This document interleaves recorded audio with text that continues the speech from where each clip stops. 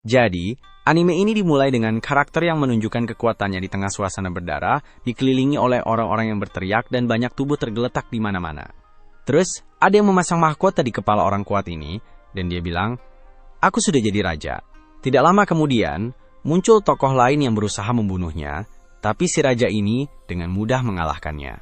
Setelah itu, si raja melihat ke sebuah topeng dan bilang, "Aku ingat waktu aku jadi raja." Lalu dia pingsan dan membayangkan dirinya tenggelam di lautan. Dia dengar suara yang bilang, "Di kehidupan barumu carilah cahaya." Selanjutnya, si raja tiba-tiba jadi anak kecil, dan ayah ibunya melihatnya dengan cinta dan bahagia, bilang namanya Arthur, dan bahwa dia adalah raja dunia. Ayahnya bilang ke dia, "Aku mau kamu panggil aku ayah." Arthur yang bingung berpikir, siapa mereka ini? Dia sadar kalau dia sudah meninggal dan pindah ke dunia baru. Arthur berpikir, "Aku terlahir sebagai anak yang tidak punya kekuatan. Kayaknya mereka berdua tidak kenal aku, tapi mereka benar-benar yakin kalau aku anak mereka." Dia merasa kesal dengan situasinya. Ayahnya bermain dengannya dan bilang ke ibunya kalau dia sangat menyayanginya. Arthur menjalani kehidupannya seperti anak biasa, yang sebenarnya tidak bikin dia senang. Tapi ibunya merawatnya dengan baik. Dia merasa terjebak karena tidak punya kekuatan, cuma jadi anak kecil tanpa kekuatan. Dia berharap ini semua cuma mimpi, dan dia bisa bangun. Lalu kita lihat ayahnya Arthur lagi latihan sihir. Ternyata, kuat banget! Arthur sampai kagum lihat kekuatan ayahnya. Pas lagi latihan, tiba-tiba ayahnya kena batu dan terluka. Istrinya langsung periksa keadaan dan pakai sihir penyembuhan tingkat tinggi. Arthur langsung mikir, ternyata ada kekuatan di dunia ini yang belum aku tahu. Besoknya, ayahnya Arthur latihan lagi di hutan, kuat banget sampai bisa kalahkan banyak monster. Terus, banyak orang datang dan berdiri di depannya. Sepertinya mereka teman-temannya. Kemudian, ayahnya Arthur pulang, disambut sama istri dan anaknya. Arthur memperhatikan semua ini dengan seksama, melihat sekelilingnya. Ketika ayahnya mencoba memeluk dia dan ibunya, dia berhenti karena ada darah di tangannya. Di sini, Arthur sadar kalau di dunia ini orang boleh bawa senjata yang kelihatannya berbahaya. Jadi, dia pengen cepat-cepat punya kekuatan. Ibu Arthur menenangkan suaminya, yang bilang semuanya baik-baik saja, dan dia udah kerja dengan baik. Walaupun Arthur masih kesal dengan situasinya, dia bilang ke dirinya sendiri, "Meskipun aku ini anak kecil yang tidak punya kekuatan, momen-momen bareng keluarga ini tidak buruk kok." Dia ingat beberapa hal dari kehidupannya, yang dulu, waktu ada penyusup menyelinap masuk istana, dan dia ngalahin mereka dalam sekejap. Dia pikir dia belum terbiasa tidur dengan nyaman. Dulu dia selalu dalam pelarian. Hari-hari berlalu cepat, dan Arthur mulai merangkak seperti anak-anak pada umumnya. Orang tuanya mendukung dan mengawasinya dengan hati-hati agar dia tidak terluka. Arthur kemudian pergi ke cermin, melihat dirinya dan berkata, "Setelah berhari-hari ini, aku masih belum terbiasa dengan situasi ini atau nama yang selalu dipanggil orang tuaku." Ibunya menaruh dia di tempat tidur untuk tidur, tapi dia belum tidur. Setelah ibunya pergi, dia melompat dari tempat tidur dan berkata, "Akhirnya, aku bisa mengendalikan anggota tubuhku dan bergerak sedikit lebih bebas." Arthur dengan hati-hati menuju ke perpustakaan, berharap tidak menarik perhatian ibunya. Dia berhasil sampai di perpustakaan dan menarik sebuah buku. Dia mulai membaca. Dia berpikir, pengetahuan itu seperti pedang bermata dua. Dia mulai belajar apa yang dia inginkan dan menemukan kalau dia lahir di benua bernama Dekaton yang punya 3 kerajaan. Yang pertama adalah kerajaan Kucaci Darf yang tinggal di bawah tanah. Yang kedua adalah kerajaan Elf Yidro yang ada di dalam hutan. Dan yang ketiga adalah Sabin, tempat tinggal Arthur. Arthur mencatat kalau kerajaan ini mirip dengan kerajaannya yang dulu, tapi di sini tahta diwariskan, bukan direbut. Selanjutnya, Arthur mengambil buku lain, menariknya untuk dibaca, dan menjatuhkan kedua buku itu ke lantai. Dia mencatat kalau dunia ini tidak semaju dunianya, dan buku ini mencerminkan teknologi mereka yang masih sedikit sederhana. Dia belajar kalau dunia ini punya sihir, dan kekuatan di sini namanya mana, yang kebanyakan diturunkan dari keluarga. Ada 2 cara utama buat pakai mana, yaitu untuk peningkatan dan pemanggilan. Para enhancer pakai mana buat ningkatin kekuatan fisik mereka, jadi mereka bisa punya tenaga yang luar biasa, pertahanan yang kuat, dan bisa bergerak cepat banget. Sementara itu, summoner bisa manggil mana, dan ngendaliin sesuka mereka. Arthur mulai mikir tentang sihir yang dipakai ibunya buat nyembuhin ayahnya. Terus dia bilang, "Hidda aku, hei."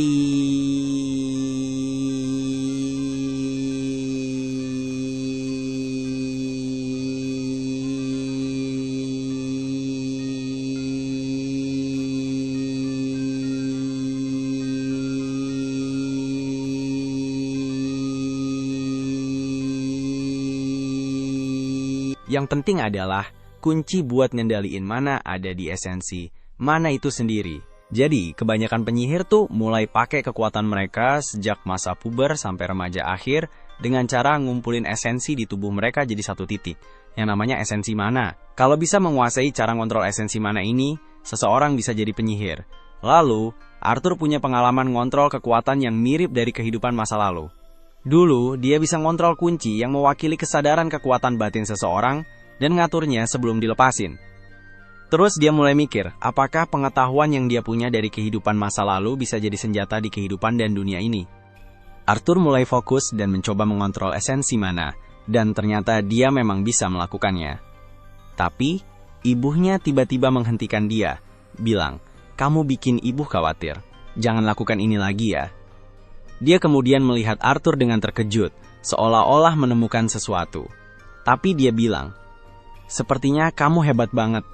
Arthur pun menjawab, "Aduh, jadi malu." Setelah itu ibunya mengganti popoknya, dan Arthur berpikir, tubuh ini masih seperti penjara. Aku harus lebih kuat dan bisa mengontrol diri lebih baik. 2 tahun kemudian, ibu Arthur sedang menulis di buku hariannya dan mulai memuji anaknya, bilang kalau dia adalah yang paling ganteng dan paling pintar. Tapi ada satu masalah. Sejak lahir, dia belum pernah senyum sekalipun. Suatu hari, sambil melihat keluar jendela, dia melihat Arthur sedang duduk dengan ayahnya, berlatih menggunakan tongkat seperti pedang. Ayahnya sangat terkesan dan bilang, "Sepertinya kamu berbakat." Dia memanggil ibunya untuk melihat apa yang dilakukan Arthur, tapi ibunya marah dan berkata, "Apa yang kamu lakukan dengan anak manisku?" Ayahnya menjawab, "Aku tidak melakukan apa-apa kok, cuma nunjukin cara pakai pedang." Ibunya memarahinya, "Gimana bisa kamu lakukan ini? Dia baru mulai jalan." Arthur berpikir, "Sepertinya aku mulai paham gimana cara dunia ini bekerja.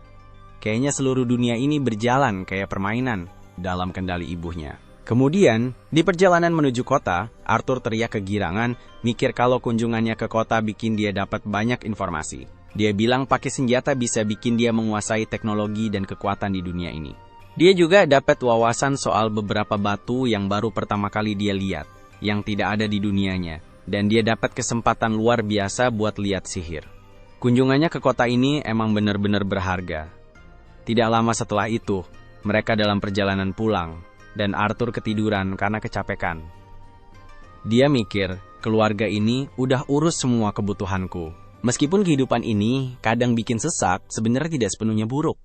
Terus dia mulai mikir, apa keluarga emang selalu harus kayak gini? Dia mulai ingat-ingat masa lalu yang suram waktu orang tuanya ninggalin dia di panti asuhan pas masih bayi. Dan dia besar di sana, yang jelas bukan pengalaman yang enak. Makanya dia bilang, ngerasain hangatnya keluarga ini tuh menyenangkan. Saat Arthur lagi tidur, ibunya mulai ngomong ke dia, "Kamu tahu tidak, aku suka sama hal-hal yang kamu lakukan. Kayak menyelinap buat baca buku dan pura-pura tidur padahal tidak. Kayaknya sifat-sifat itu nurun dari ayahmu deh. Suatu hari nanti kamu pasti bakal mutusin rasa penasaran yang besar dan berkata, 'Tapi, ibu aku mau belajar lebih banyak tentang sihir.'" Dengan senyum lembut, ibunya berkata, "Besok saja ya nak, sekarang waktunya tidur." Arthur menghela napas, tapi akhirnya setuju. Dia tahu ibunya benar, dia butuh istirahat. Keesokan harinya, saat sarapan, Arthur bersemangat sekali. Dia tidak sabar ingin bertanya banyak hal tentang sihir ke ayahnya. "Ayah, bagaimana caranya memindahkan batu dengan sihir seperti yang ayah lakukan kemarin?" tanya Arthur dengan mata berbinar-binar. Ayahnya tertawa kecil dan berkata, "Pelan-pelan Arthur, semua butuh waktu dan latihan. Nanti ayah ajarin kok." Arthur mengangguk semangat, membayangkan suatu hari nanti dia bisa melakukan hal-hal hebat seperti ayahnya. Dengan mata polosnya, dia akhirnya membiarkan dia melakukan apa yang dia mau. Awalnya dia menolak, tapi lama-lama dia menyerah dan membiarkannya membaca buku itu. Selama waktu itu, Arthur cerita kalau selama 2 tahun ini, dia menemukan banyak hal Tapi yang paling penting adalah kemampuan dia untuk menghasilkan mana dengan mengumpulkan semua bagian esensi di tubuhnya ke satu titik. Belajar ini sangat susah, tapi kayaknya latihan gue akhirnya bermanfaat. Sementara itu, ayahnya Arthur lagi istirahat di luar. Tiba-tiba ada ledakan besar di rumah. Ayah Arthur berhasil menyelamatkan ibunya. Dan pas dia sadar apa yang terjadi, dia langsung khawatir banget sama Arthur. Dia buru-buru pulang untuk memeriksa anak mereka. Dan kaget banget ngelihat apa yang terjadi. Dia mikir, anakku ini kan belum genap 3 tahun, tapi udah bisa ngendaliin esensi mana. Ayahnya seneng banget lihat perkembangan anaknya, tapi tiba-tiba ada balok kayu yang jatuh. Dan dia pikir bakal mati. Untungnya orang tuanya berhasil nyelamatin dia di detik-detik terakhir. Arthur mikir, aku punya keluarga yang sayang banget sama aku, yang ngelakuin segala cara biar aku aman. Ibunya Arthur mulai nangis, ngerasa terharu sama kejadian ini, tapi juga seneng banget anaknya baik-baik aja. Dalam situasi ini, Arthur mulai inget-inget beberapa kejadian dari masa kecilnya. Dulu, Arthur sering lihat orang tua yang khawatir dan sayang banget sama anak-anak mereka, sementara dia selalu sendirian. Sekarang, air mata mulai mengalir dari mata Arthur, sama kayak orang tuanya, dan dia tidak tahu kenapa bisa begini, soalnya dia belum pernah ngerasain perasaan kayak gini di kehidupan sebelumnya. Dia peluk ibunya, dan mulai nangis untuk pertama kalinya, bilang, andai ada yang bisa jelasin apa yang sebenarnya terjadi. Setelah kejadian dramatis itu, tiba-tiba muncul monster berbahaya, dan kayaknya bakal ada hal-hal serius dan seru yang akan terjadi. Kemudian cerita kembali ke kehidupan masa lalu Arthur, yang dulunya dikenal sebagai Raja Grey. Waktu itu, ada seorang pelayan kerajaan yang ketahuan mencoba membunuhnya. Menurut hukum, orang itu seharusnya dihukum mati tanpa perlu bertanya-tanya. Tapi, Dewan Raja memutuskan untuk mengasingkan dia ke negara asalnya bersama seluruh keluarganya. Mereka tahu, di sana nasib yang lebih buruk daripada kematian menunggu mereka. Sang pelayan yang putus asa dan ketakutan, memohon pada Grey untuk menyelamatkan keluarganya. Namun, Grey yang tidak menunjukkan belas kasihan, malah membunuh istri dan anak orang itu tepat di depan matanya. Bukan karena dendam, tapi sebagai tindakan belas kasih, menunjukkan betapa dinginnya dia sebenarnya. Jadi, hampir tidak bisa dipercaya kalau Arthur, anak yang tampak polos ini, adalah orang yang dulu memerintah dengan ketegasan tanpa hati. Sekarang, Arthur sedang menghabiskan waktu bersama ayahnya, Ray, yang memberinya sepasang sarung tangan tempur yang sama dengan miliknya. Tapi Arthur menolaknya dan memilih untuk tetap dengan pedang kayunya. Dia merasa kalau dengan tubuhnya yang sekarang, memakai sarung tangan itu akan memperpendek jangkauannya dan membuatnya tidak diuntungkan. Ray tidak berdebat atau memaksa. Sebaliknya, dia tersenyum dan dengan santai masuk ke sesi latihan biasa mereka. Tapi hari ini berbeda. Di tengah pertarungan, Arthur mengungkapkan bahwa dia telah belajar cara memperkuat pedangnya dengan mana, dan dengan kejutan itu, dia benar-benar melucuti Ray. Untuk pertama kalinya dalam hidupnya, Arthur menang, membuat Ray terkejut, terdiam, dan benar-benar tak menyangka dengan pertumbuhan cepat anaknya. Kemudian, saat makan malam, Ray memutuskan untuk mencarikan instruktur yang tepat untuk Arthur, menyadari bahwa dia akan menghambat kemajuan anaknya jika tidak melakukannya. Ibu Arthur, Alice, tidak setuju dengan keputusan ini karena dia tahu bahwa mendapatkan instruktur untuk Arthur berarti dia harus meninggalkan rumah mereka di perbukitan dan pergi jauh ke kota sendirian di usia yang masih sangat muda, yaitu 4 tahun. Tapi Ray tetap bersikeras, bilang ke Alice kalau Arthur sekarang sudah bisa meningkatkan segala sesuatu dengan sihir dan ini penting untuk masa depannya. Kedua orang tua ini bolak-balik berdebat dan akhirnya bertengkar besar di meja makan. Jadi Arthur punya ide simple untuk bikin semuanya senang. Dia usul supaya mereka berdua ikut ke kota bersamanya. Dengan cara ini, Ray bisa membuat Arthur diajar oleh tutor yang baik. Dan Alice bisa selalu dekat dengan anak laki-lakinya. Orang tua Arthur langsung setuju dan mulai berkemas untuk pindah ke kota. Tidak lama setelah itu, kelompok teman Ray, sebuah kelompok petualang yang bernama Twin Horns, datang langsung untuk mengawal Arthur dan keluarganya ke kota. Arthur memperkenalkan dirinya kepada mereka dan kepada pemimpin mereka, Adam, yang mengatakan pada Arthur bahwa mereka pernah bertemu di masa lalu, tetapi mengira anak kecil seperti Arthur tidak akan ingat. Namun, Arthur ingat semuanya dengan sangat jelas. Itu terjadi waktu dia meledakkan seluruh rumah. Saat itu, Twin Horn datang membantu membangunnya kembali dan Arthur mendengar seluruh percakapan mereka. Jadi dia tahu kalau orang tuanya dulu bagian dari Twin Horn sebelum memutuskan menetap. Nah, ketika Adam selesai bicara dengan Arthur, Angela masuk memberikan pelukan erat pada Arthur sampai-sampai dia susah bernapas. Durden, si tank dalam kelompok itu, melihat Arthur kesulitan dan menariknya dari Angela. Saat itulah, Arthur melihat seorang gadis muda menatapnya dari atas kereta. Dia adalah Jasmine, kelihatannya tidak terlalu ramah dan hanya diam-diam memperhatikan Arthur dari kejauhan. Arthur terpesona oleh tatapan Jasmine saat Helen datang menghampiri, menjabat tangan Arthur, dan memperkenalkan dirinya serta Jasmine. Setelah perkenalan singkat itu selesai, perjalanan menuju kota Cyrus pun dimulai. Arthur diam-diam berkomentar pada dirinya sendiri, betapa primitifnya sistem transportasi ini dibandingkan dengan dunianya yang lama, di mana mobil terbang adalah hal biasa. Namun, dia tidak menganggapnya buruk, apalagi dengan kehadiran ibunya yang selalu perhatian di sampingnya selama perjalanan. Saat mereka istirahat, dan saat istirahat tersebut, sekelompok monster serigala liar menyerang, membuat Arthur sadar betapa berbahayanya dunia luar yang sesungguhnya. Jasmine maju untuk melawan serigala-serigala itu, dan dengan mudah mengalahkan mereka menggunakan belatinya. Ray, Adam, dan anggota Twin Horns lainnya ikut dalam pertarungan, dan tidak lama kemudian, mereka mengendalikan situasi tersebut. Arthur, sebagai satu-satunya penonton, merasa termotivasi oleh teman-temannya dan mulai bersemangat untuk bergabung dengan mereka dalam pertarungan berikutnya. Malam itu mereka mengadakan pesta besar ketika Arthur melihat Alice sama sekali tidak makan. Katanya dia sudah kenyang, tapi ada yang aneh. Dia melihat luka di lengan Ray dan langsung bangkit untuk menyembuhkannya. Saat dia melakukannya, suasana berubah. Kelompok itu jadi lebih waspada. Diam-diam berjaga-jaga memastikan tidak ada orang luar yang melihat. Arthur menyadari mereka hanya berhati-hati karena sihir penyembuhan itu langka dan sangat dicari di dunia ini. Ternyata, alasan utama Ray dan Alice tinggal sendirian di perbukitan terpencil adalah untuk menyembunyikan kemampuan penyembuhan Alice dari mata-mata yang ingin tahu.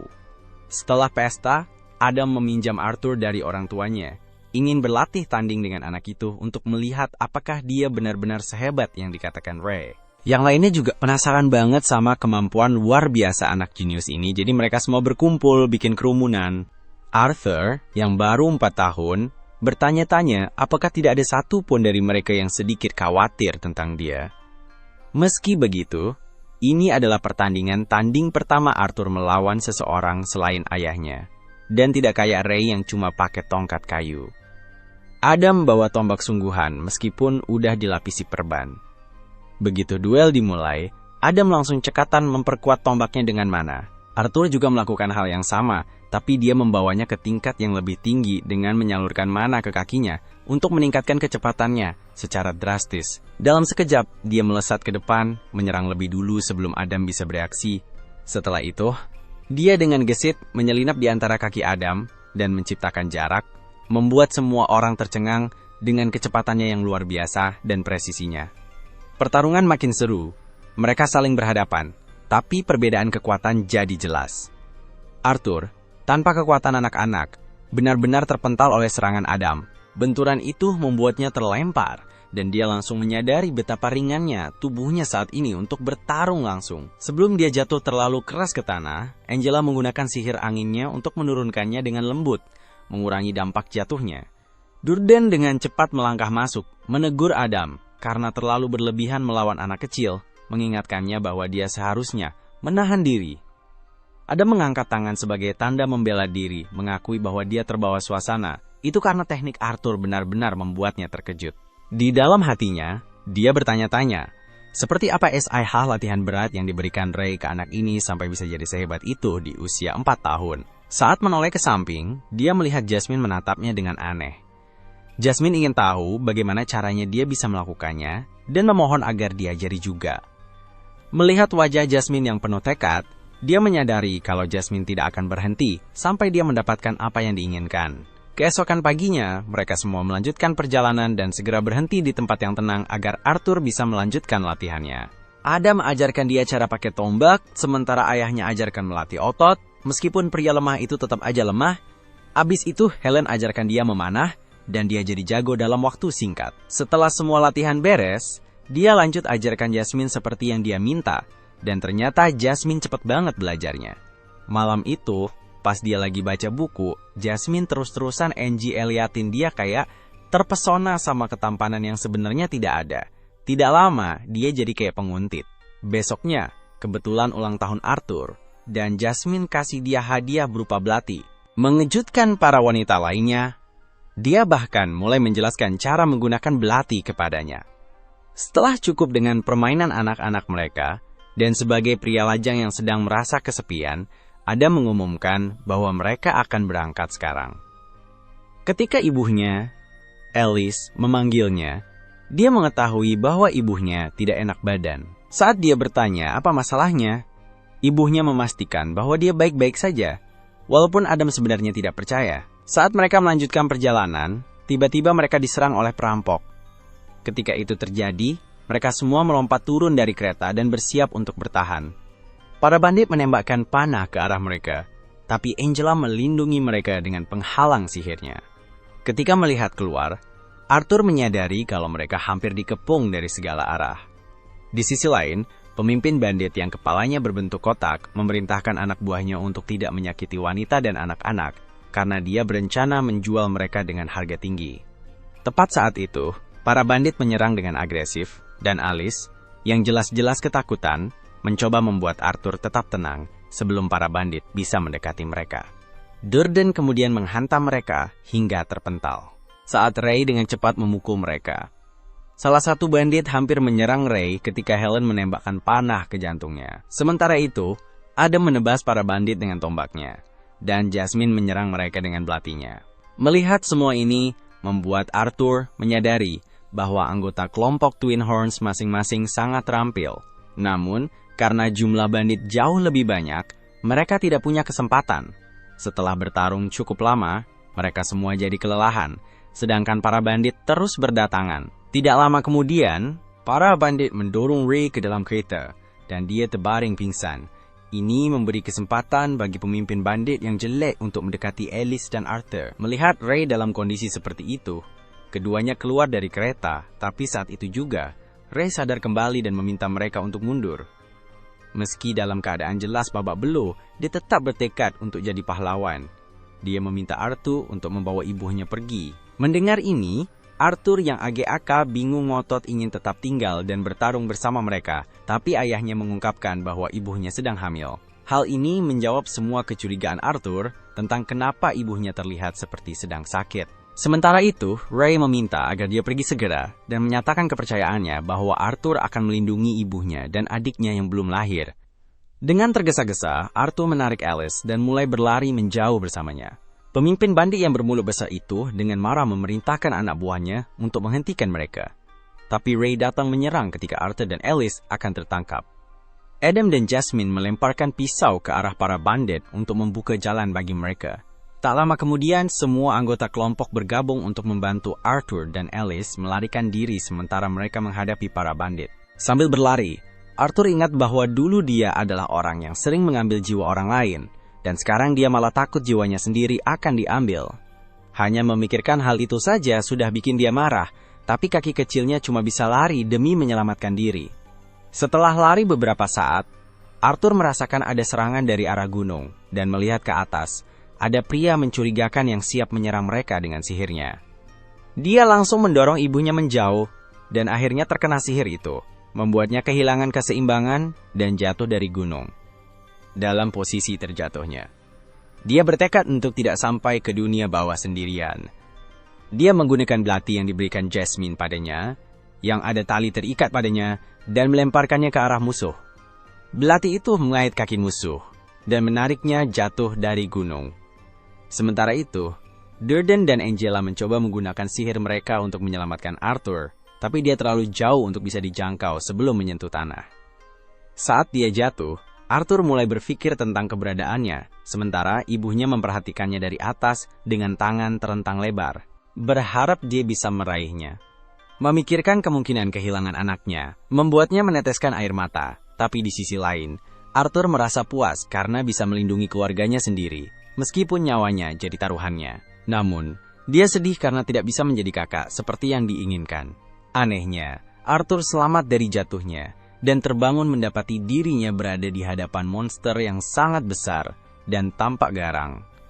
Dia tidak tahu kenapa tiba-tiba ada di sini. Dia coba serang monster itu diam-diam biar bisa selamat, tapi monsternya malah sentil dia dari udara dan suruh dia tenang. Monster itu bilang ke Arthur kalau dia ada di pihaknya. Tapi, terakhir kali Arthur sadar hanya jatuh dari tebing.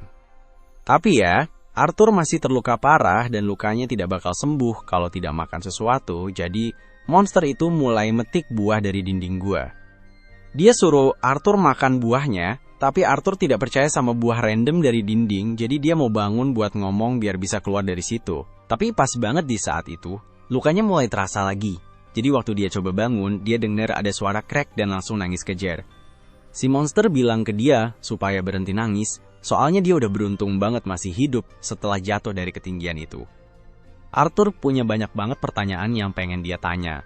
Tapi si monster bilang kalau dia tidak bakal jawab pertanyaan Arthur kecuali dia makan buah-buahan itu. Awalnya Arthur ragu, tapi setelah coba buah yang pertama, dia sadar kalau rasanya enak juga. Setelah kenyang, Arthur nanya ke monster itu, apakah dia tahu sesuatu tentang kondisi orang tuanya sekarang. Si monster cerita kalau dia tidak bisa keluar dari gua ini, jadi tidak bisa periksa keluarga Arthur buat dia. Tapi dia punya kemampuan buat lihat jauh banget, jadi dia munculin layar dan nunjukin ke Arthur kalau orang tuanya berhasil kalahin sisa bandit-bandit itu. Artinya mereka masih hidup dan sehat. Dan Arthur seneng banget dengar kabar bagus itu. Dia bilang makasih ke monster, karena udah kasih tahu kalau orang tuanya baik-baik aja. Dan karena Arthur bakal lama di sini, dia mutusin buat berteman sama monster itu. Nama si monster Sylvia, dan ternyata dia monster baik banget. Selama beberapa hari berikutnya, Arthur tinggal di sini, makan, dan istirahat biar lukanya bisa sembuh. Sementara itu, Sylvia terus jagain dia. Begitu badannya udah pulih, Arthur pengen banget pulang secepatnya.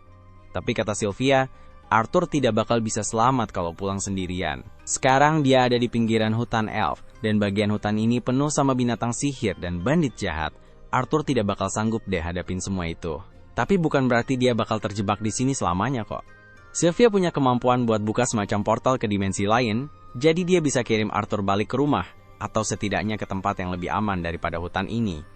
Tapi bakal butuh waktu lama buat dia bikin celah itu, jadi Arthur harus nunggu sampai saatnya tiba. Karena tidak ada hal lain yang bisa dia lakuin, Arthur ambil ranting dan mulai main-main kayak latihan pedang.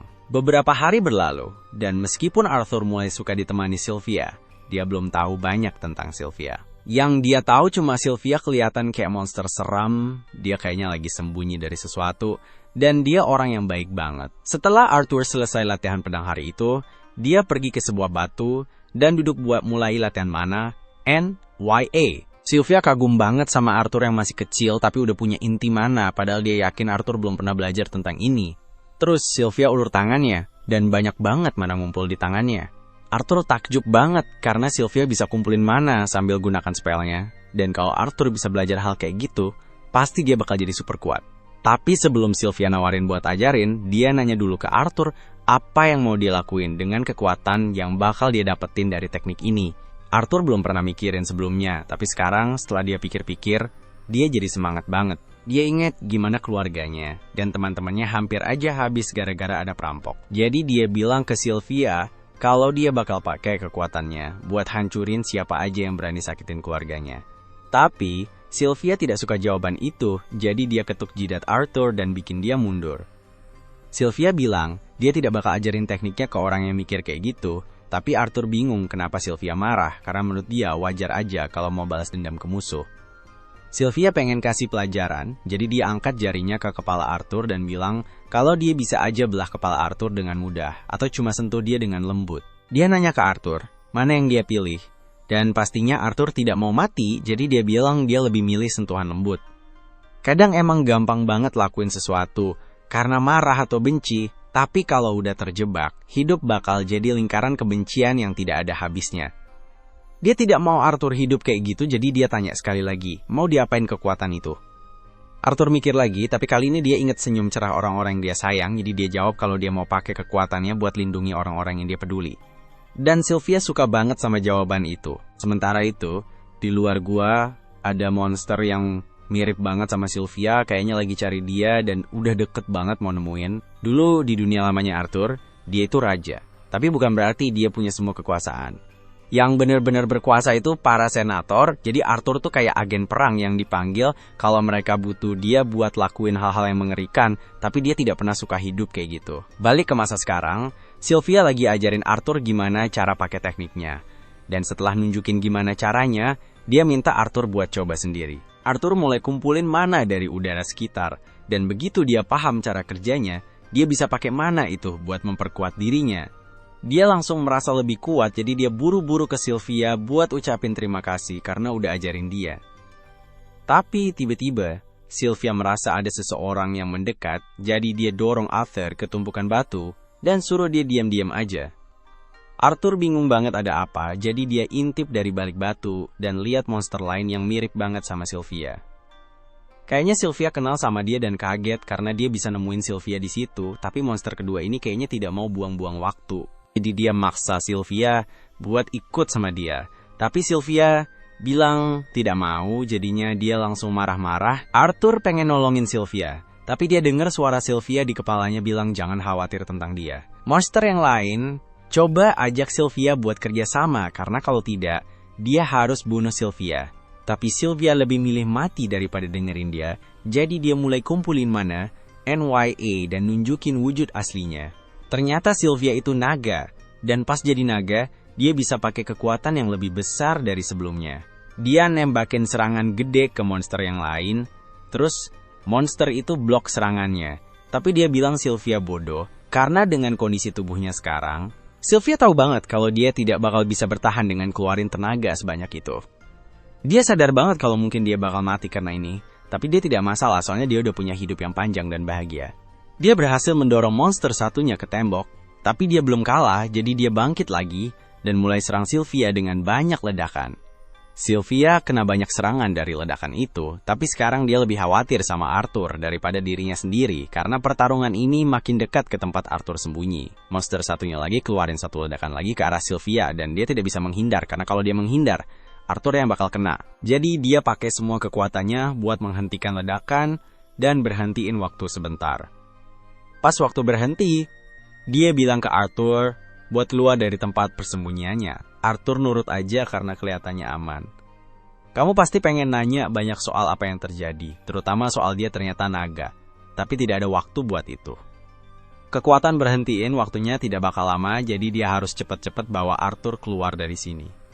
Dia buka celah dimensi yang udah dia siapin, tapi karena dia terluka dan tidak sempat menyelesaikan mantranya dengan benar, dia tidak bisa bawa Arthur keluar dari celah itu. Portalnya nyambung ke tengah antah berantah, bukannya ke rumahnya Arthur. Awalnya dia pengen hindarin kirim Arthur ke hutan karena bahaya, tapi sekarang tidak ada pilihan lain. Tapi tenang aja, dia yakin Arthur bisa bertahan sendiri dan pulang dengan teknik yang diajarin, jadi dia tidak khawatir soal keselamatannya lagi. Dia nanya lagi ke Arthur, buat apa SIH dia mau pakai kekuatannya? Tanpa ragu, Arthur jawab kalau dia cuma mau pakai buat lindungin keluarganya. Sylvia jadi lega, karena Arthur tidak bakal pakai kekuatan itu buat hal egois. Sebelum Arthur pergi, ada beberapa hal yang mau dia kasih. Jadi, dia bikin telur dan bulu di depan Arthur. Terus dia minta Arthur buat bungkus telurnya pakai bulu itu dan jaga baik-baik. Sebagai hadiah perpisahan terakhir, dia kasih tanda di lengan Arthur, kayak tato lengan panjang gitu. Arthur bingung, tiba-tiba punya 2 tato penuh di lengannya. Tapi Sylvia udah tidak punya tenaga buat jelasin. Dia bilang, Arthur bakal ngerti cara pakainya suatu hari nanti, tapi sayangnya dia tidak bakal ada buat ajarin itu. Dia juga minta maaf ke Arthur karena sebenarnya dia bisa aja teleport Arthur balik ke keluarganya pas pertama kali datang, tapi dia terlalu senang main sama Arthur, jadi tidak mau cepat-cepat berpisah. Dan sekarang, dia malah bikin dia dalam bahaya gara-gara keputusan egoisnya. Arthur merasa sedih banget karena dia tahu dia tidak bisa selamatin Sylvia dari kematian di sini. Padahal, dia udah ajarin banyak hal ke Arthur. Dia tidak peduli kalau Sylvia itu naga atau monster. Buat Arthur, dia adalah anggota keluarga yang berharga. Dia bilang ke Sylvia kalau dia anggap Sylvia kayak ibunya, tapi Sylvia ingetin dia kalau Arthur udah punya ibu. Jadi Arthur bilang kalau Sylvia bisa jadi neneknya. Sylvia tidak nyangka dia bakal bilang gitu, tapi dia seneng banget dengar dipanggil begitu. Jadi dia minta Arthur bilang sekali lagi, dan Arthur dengan senang hati melakukannya. Sylvia sedih banget karena tidak bakal bisa ketemu Arthur lagi, Tapi waktu mereka udah hampir habis, jadi dia dorong Arthur buat masuk ke portal. Arthur paham, jadi dia bawa hadiah dari Sylvia dan masuk, tapi di detik terakhir dia berubah pikiran dan mulai rayu Sylvia buat ikut sama dia. Sayangnya, Sylvia tidak bisa, jadi dia tutup portalnya dan kirim Arthur pergi. Waktu pun berjalan lagi, dan Sylvia kena serangan dari monster lain dan kelihatannya parah banget. Dia jatuh ke tanah, tapi monsternya tidak yakin kalau Sylvia udah mati karena dia tahu Sylvia terlalu kuat buat kalah cuma dengan serangan kayak gitu. Jadi, dia lengah waktu mendekati tubuh Sylvia yang tidak bergerak. Pas dia udah deket, Sylvia tiba-tiba kumpulin semua tenaga terakhirnya buat keluarin ledakan yang bikin dia hangus, sama semua yang ada di radius 1 mil. Waktu Arthur lagi ditransfer ke tempat lain, dia dengar pesan terakhir dari Sylvia. Sylvia nanya apa Arthur inget yang dia bilang soal cara yang benar buat pakai kekuatan. Arthur inget, tapi dia masih sedih banget sama yang terjadi. Sylvia bilang kalau dunia ini emang tempat yang sedih, jadi kadang-kadang hal kayak gini bakal kejadian. Tapi makanya Arthur harus ubah dunia ini jadi lebih baik. Arthur protes dan bilang ke Sylvia kalau dia tidak mungkin bisa lakuin hal kayak gitu, tapi Sylvia tidak nyangka. Arthur harus langsung ubah dunia seketika. Dia bisa lakuin pelan-pelan kan? Lagian, ini bukan pertama kalinya Arthur ambil alih dunia. Sylvia tahu soal kehidupan Arthur sebelumnya sebagai raja. Dan meskipun dia tidak setuju sama cara Arthur memerintah dulu, dia yakin selama Arthur tidak kebawa benci, dia bakal jadi raja hebat yang bikin dunia jadi lebih baik. Beberapa saat kemudian, Arthur bangun dari tanah, dan dia janji bakal penuhi permintaan Sylvia.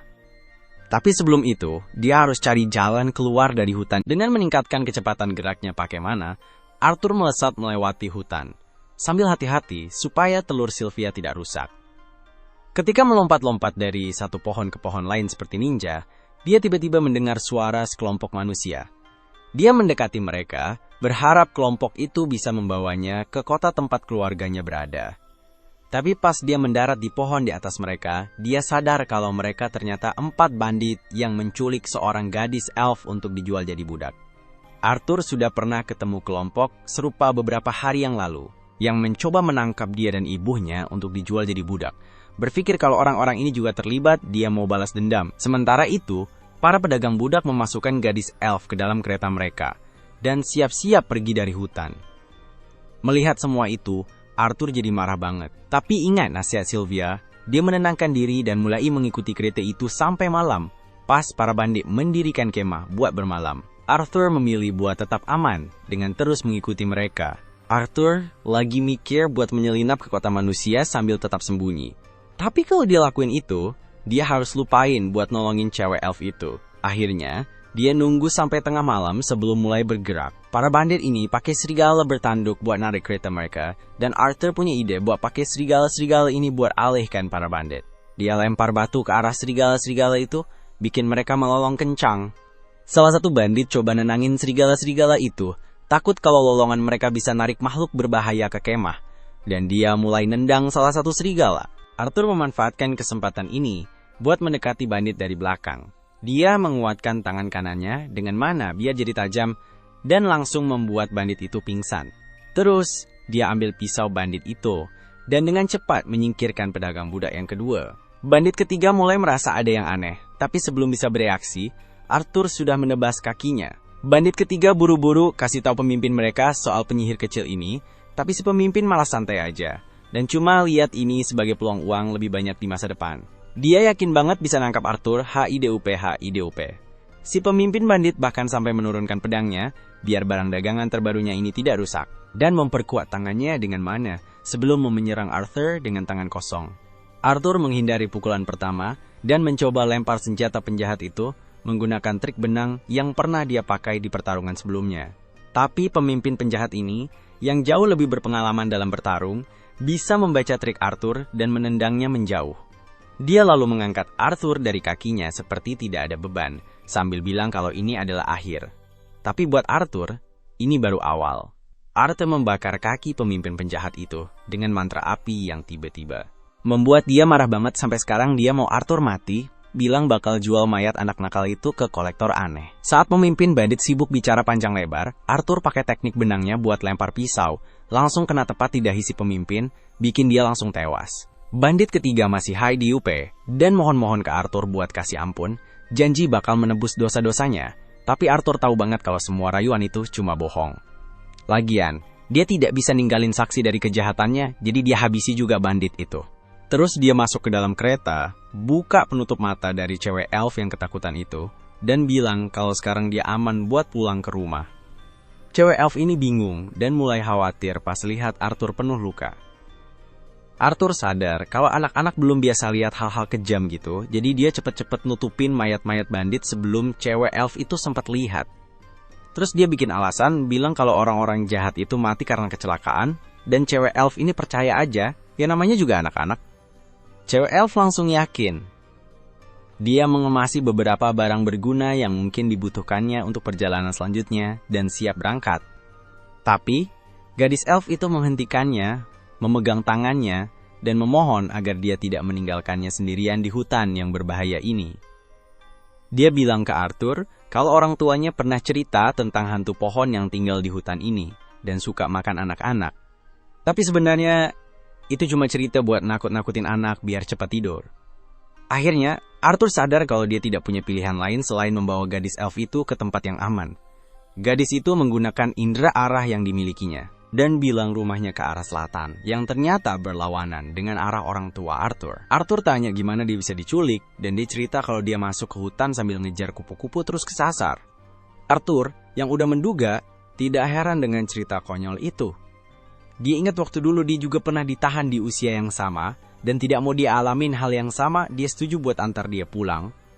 Si gadis elf tidak mau terus-terusan pakai serigala bertanduk buat perjalanan mereka, karena menurut dia, mereka bakal mati kalau jauh dari kehidupan alaminya. Dengan berani, dia melepaskan ikatan mereka.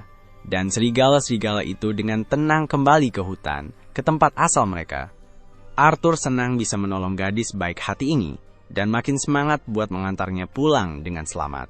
Keesokan paginya, dua anak pemberani ini mulai jalan kaki melewati hutan, dan Arthur akhirnya penasaran nanya nama si gadis elf. Gadis elf itu bilang namanya Tessia. Dia kemudian bertanya ke Arthur siapa namanya, dan Arthur kasih tahu. Sambil jalan, Arthur mikir mungkin dia lapar, jadi Arthur kasih sup semangkok, suruh duduk, dan bilang makan aja. Walaupun tidak lapar, katanya, lebih baik makan buat jaga tenaga, masih ada jalan panjang di depan. Momen itu bikin dia ingat Sylvia, yang dulu pernah bilang hal yang sama, makan walau tidak lapar, karena butuh tenaga buat jalan. Arthur sadar dia bicara kayak Sylvia dan senyum. Siapa yang bisa salahin kalau sering bareng sama seseorang? Kamu mulai meniru kebiasaan mereka. Setelah menyajikan makanan untuk Tessia, dia menggerutu, mengeluh kalau baunya aneh. Serius? Ada orang yang menyelamatkan kamu dan memberi makanan malah mengeluh? Tipikal anak kecil banget. Dia bilang bakal menambah daun biar lebih enak, tapi tetap aja Tessia tidak suka. Dia sadar kalau dia tidak pernah benar-benar punya masa kecil. Buat dia, makanan itu cuma soal kenyang, bukan soal rasa. Melihat Tessia, dia jadi ngerti gimana rasanya jadi anak kecil. Dia merengek pengen sesuatu yang manis, tapi tidak ada kesempatan buat dapetin itu di sini. Perjalanan mereka berlanjut, dan jujur aja, ini seru banget. Dia nanya tentang kota si cewek, dan si cewek mana ini yang akan menunjukkan. Katanya di rumahnya banyak banget. Dia juga bilang tidak sabar buat bangunin mananya biar bisa belajar sama gurunya. Arthur kaget. Dia tidak tahu kalau elf punya sekolah. Dan waktu dia nanya, si cewek kayak tidak ngerti pertanyaannya. Mereka jalan sampai malam, dan Arthur bikin tenda buat dia tidur. Dia dengar suara serigala bertanduk yang dia lepas sebelumnya, dan khawatir mereka bakal menyerang. Dia menyesal tidak bunuh mereka waktu ada kesempatan. Tessia masuk tenda dan bilang ke Arthur buat tidur juga. Tapi karena dia kakak yang super protektif, dia tetap kukuh mau jaga di luar. Tessia protes, katanya kakek bilang jangan tidur sekamar sama lawan jenis. Tapi kali ini dia mau bikin pengecualian. Dia janji bakal simpan rahasia ini. Tapi Arthur masih tetap nolak. Tessia keluar lagi, ketakutan. Dia bilang kalau Arthur tetap di luar, monster berbahaya malah bisa tahu dan nemuin dia juga. Jadi, biar Tessia merasa aman, akhirnya dia setuju buat duduk di dalam. Di dalam tenda, dia mulai ngobrol tentang manusia. Katanya mereka itu aneh dan punya banyak istri. Dia coba jelasin yang sebenarnya, tapi dia malah ketiduran. Akhirnya, dia juga ikut tidur. Besoknya, perjalanan mereka lanjut lagi. Dari melompat melewati gunung sampai jalan di atas air, dia benar-benar jadi kakak yang keren. Bareng dia bikin dia sadar gimana rasanya jadi kayak anak kecil. Tapi, perjalanan ini terasa panjang dan jujur.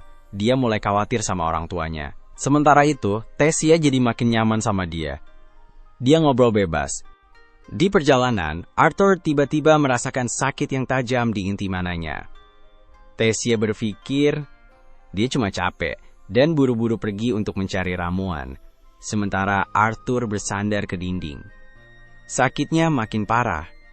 Terus, salah satu serigala bertanduk datang. Waktu yang benar-benar tidak tepat. Tessia balik lagi bawa yang dia sebut ramuan. Arthur, yang selalu seperti kakak besar, teriak suruh Tessia lari. Dia kira serigala itu siap menyerang mereka. Tapi ternyata tidak. Serigala itu malah menjatuhkan daging dari mulutnya dan pergi. Tessia tersenyum senang. Dia bilang, itu hadiah buat anak baik. Tapi, mereka beneran udah jadi anak baik. Mereka masak dagingnya, dan setelah satu gigitan, Tessia senang banget. Rasanya jauh lebih enak dibanding makanan aneh yang tadi. Emang, kalau anak kecil lihat makanan enak, mereka senangnya bukan main. Pas Arthur coba, dia baru ngerti kenapa anak-anak suka makanan manis. Rasanya enak banget sampai dia berharap dulu juga makan yang kayak gitu. Dia cerita kalau nemu jamur, bukan daun-daun, dan katanya cewek-cewek di kotanya sering makan itu. Arthur jadi santai dan ikut cobain. Dan itu kesalahan besar. Dia jadi bolak-balik ke toilet berkali-kali. Rasanya benar-benar tidak enak. Perutnya sakit banget sampai dia tidak bisa tahan. Malam tiba, dan mereka balik ke tenda. Matanya mulai terpejam karena capek dan stres. Dia pengen tidur, tapi Tessia penuh cerita. Dari buku tentang manusia dan kurcaci yang dia baca, sampai mimpinya buat ketemu mereka. Tapi dia bilang tidak bisa, karena dia dengar manusia itu jahat, jadi dia bingung harus gimana. Arthur ketiduran di tengah obrolan dan Tessia, kayak adik kecil yang manis, dia menutupi Arthur dengan kain. Besok paginya, mereka berangkat lagi. Arthur sebenarnya capek banget, tapi pura-pura senyum, biar dia tidak khawatir. Bahkan waktu dia nanya, apakah Arthur lelah, dia bohong bilang masih kuat, padahal orang buta aja bisa lihat kalau dia udah lemah banget. Pas mereka mendekati desa si cewek, dia pengen kasih julukan ke Arthur, Arti. Arthur balas manggil dia yang mulia. Si cewek tidak nangkep candaannya, dan bilang dia cuma pengen bikin Arthur merasa punya teman. Teman itu sesuatu yang jarang banget Arthur rasain sebelumnya. Jadi aku tidak bisa salahin reaksinya. Dia jalan duluan, dan lihat ada celah. Dia awalnya tidak sadar, tapi dia panggil biar lihat. Dia tidak tahu itu apa. Tiba-tiba, dia udah ada di ujungnya. Ajak dia ikut, dengan tangan terulur. Saat itu, dia bingung, mau ikut atau pulang aja. Dia raih tangannya, dan ikut masuk. Mereka sampai di sisi lain, dan dia terbaring lemas di lantai. Belum sempat pulih, penjaga bersenjata sudah mengelilingi. Mereka bilang, mengikuti lewat lubang teleportasi. Tiba-tiba, mereka menangkapnya dan menempelkan pedang ke lehernya. Dia berteriak memanggil Tessia, tapi dia cuma berdiri diam tanpa ekspresi. Ada apa ini? Apakah kebaikannya bakal berujung pada pengkhianatan? Sayangnya, para peri masih benci banget sama manusia. Jadi begitu Arthur masuk ke desa peri, dia langsung ditangkap dan ditodong pakai pedang. Arthur berharap Tessia bisa bantu, karena dia bisa jadi saksi buat Arthur. Tapi ternyata Tessia malah cuma menatap dingin dan diam aja. Arthur langsung mikir kalau Tessia udah jebak. Dia buat dibunuh. Dia gak nyangka bisa sebodoh itu percaya kalau ada yang mau temenan sama dia. Soalnya, di kehidupan sebelumnya, dia udah sering banget dikhianati. Para peri udah siap buat potong kepalanya, sementara Tessia nonton. Tapi ternyata Tessia gak ada hubungannya sama sekali. Entah kenapa dia baru bilang sekarang. Tapi begitu dia dengar para penjaga bilang mau bunuh Arthur, dia langsung suruh mereka berhenti. Salah satu penjaga bilang kalau anak ini manusia berbahaya. Tapi Tessia bilang Arthur nggak bahaya sama sekali. Malah, dia satu-satunya alasan Tessia bisa pulang. Kesaksian Tessia seharusnya bikin penjaga itu pikir ulang buat eksekusi Arthur. Tapi nggak. Dia malah mikir Arthur pasti udah cuci otak Tessia biar percaya dia orang baik. Jadi penjaga itu tetap mau bunuh Arthur. Tapi sebelum dia bisa ngelakuin itu, ada seorang pria muncul di depan mereka dan minta supaya anak itu dilepas. Namanya Virion dan dia kakeknya Tessia, juga mantan Raja suku Elf. Tapi dia lebih masuk akal, jadi dia percaya Tessia waktu bilang Arthur menyelamatkannya. Dia juga minta maaf ke Arthur karena memperlakukannya begitu, padahal Arthur sudah repot-repot menyelamatkan Tessia. Memang agak mencurigakan putri yang hilang tiba-tiba muncul sama anak manusia random. Arthur lega karena gak bakal dibunuh lagi, tapi dia kaget banget waktu tahu Tessia itu putri. Soalnya Tessia gak pernah bilang sama sekali, padahal mereka udah jalan bareng berhari-hari. Mungkin Tessia merasa itu gak terlalu penting buat diceritain. Pas banget, orang tua Tessia datang karena mereka udah dikabarin kalau anak mereka udah balik. Tessia langsung lari ke pelukan mereka karena kangen banget. Kalau Tessia itu putri, berarti orang tuanya adalah Raja dan Ratu El Noir. Tapi, mereka gak sebaik Virion. Begitu ayahnya Tessia lihat Arthur, dia langsung nanya kenapa ada manusia kotor di kerajaannya. Dia nyuruh para prajurit buat nangkep dan bunuh manusia itu, tapi gak ada yang bergerak. Ayahnya Tessia memang raja sekarang, tapi Virion udah bilang ke mereka buat biarin Arthur. Dan semua orang takut banget sama Virion.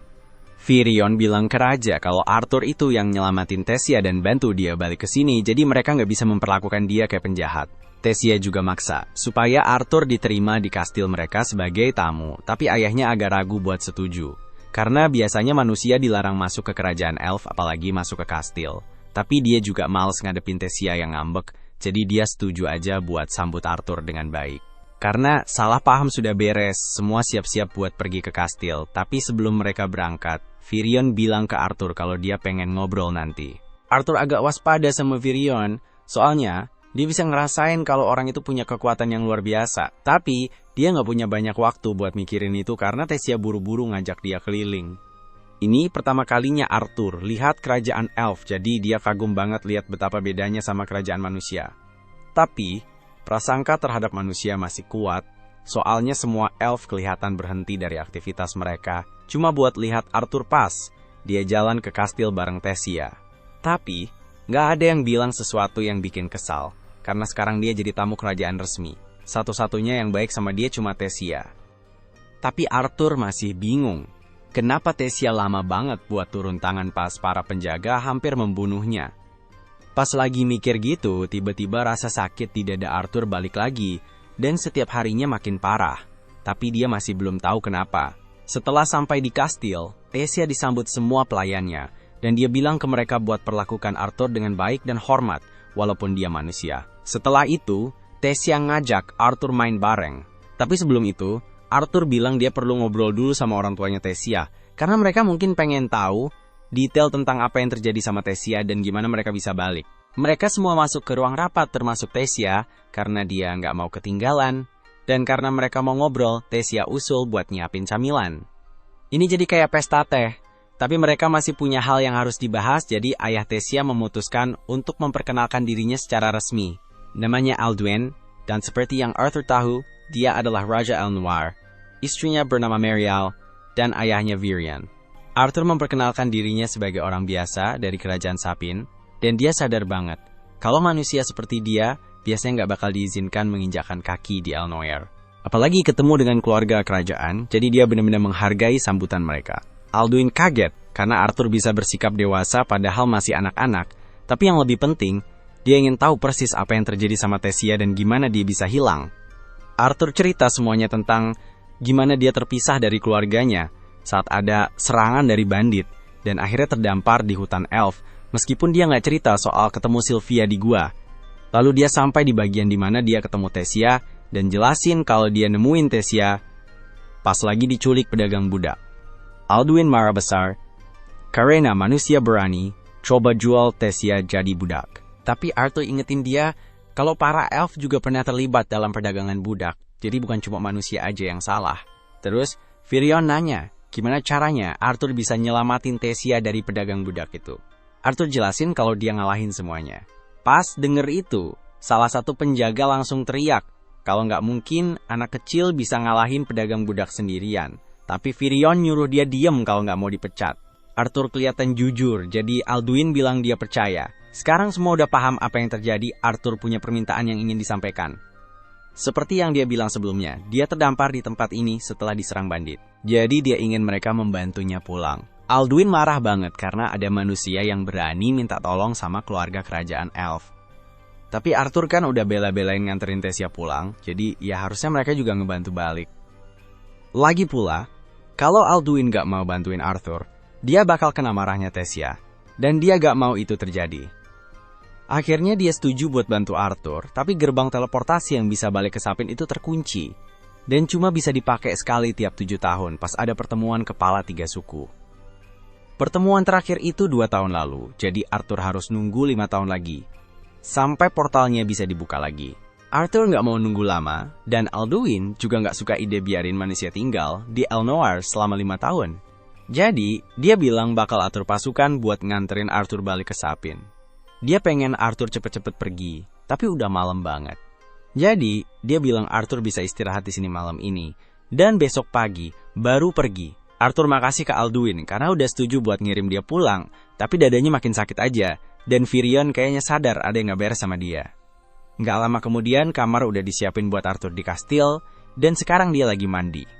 Rasa sakitnya makin hari makin parah, jadi Arthur mulai khawatir kalau dia bakal meninggal. Abis mandi, dia keluar ke balkon buat nyari udara segar, berharap bisa bantu ngurangin sakitnya. Sekarang dia ngerasa sedikit lebih baik, tapi dia harus cari tahu penyebab sakitnya sebelum ada kejadian buruk. Pas itu, Arthur ngeliat ke atas dan ngeliat Tessia sama orang tuanya di balkon atas. Ngeliat mereka bikin dia ingat sama orang tuanya sendiri. Dia masih belum tahu apakah Reynold dan Alice berhasil selamat dari serangan bandit, tapi dia yakin mereka kuat. Jadi mereka pasti berhasil keluar dengan selamat. Walaupun begitu, dia masih sangat berharap bisa ngobrol sama mereka sekarang.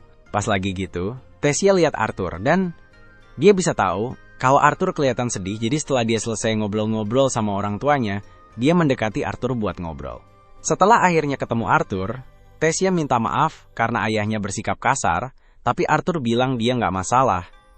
Dia paham kenapa Alduin bisa bersikap begitu, soalnya udah ada perang bertahun-tahun antara elf dan manusia, jadi wajar aja kalau susah buat Alduin percaya sama manusia, apalagi kalau anak perempuannya terlibat. Ngomongin soal orang tua bikin Arthur inget kalau dia jauh dari orang tuanya dan dia khawatir mereka mungkin gak seneng lihat dia. Soalnya alasan mereka pergi itu kan buat Arthur, jadi bisa aja mereka nyalahin dia. Arthur juga nyalahin dirinya sendiri, karena gak bisa lindungi keluarganya dari perampok, dan malah terpisah dari mereka. Tapi terus, Tessia pegang wajahnya dan goyang-goyangin kepalanya. Dia gak tahu banyak soal orang tua Arthur, tapi kalau mereka kayak orang tuanya, dia yakin banget mereka bakal seneng lihat Arthur pas akhirnya pulang. Pas itu juga, lorongnya penuh sama kunang-kunang yang berkilauan. Dan di tengah cahaya terang itu, Arthur mulai coba inget-inget wajah orang tuanya yang lagi tersenyum. Dia udah bareng mereka sejak dia terlahir kembali ke dunia ini, dan gak pernah sekalipun mereka kasih kesan kalau mereka gak sayang sama dia. Jadi kenapa dia khawatir mereka bakal benci dia setelah kejadian itu? Dia udah lama banget biarin trauma dari kehidupan sebelumnya bikin pikirannya curiga. Bahkan dia sempat curiga Tessia bakal nusuk dia dari belakang. Tapi, pas dia lihat Tessia sekarang, yang ada cuma cewek polos yang gak bakal nyakitin temennya.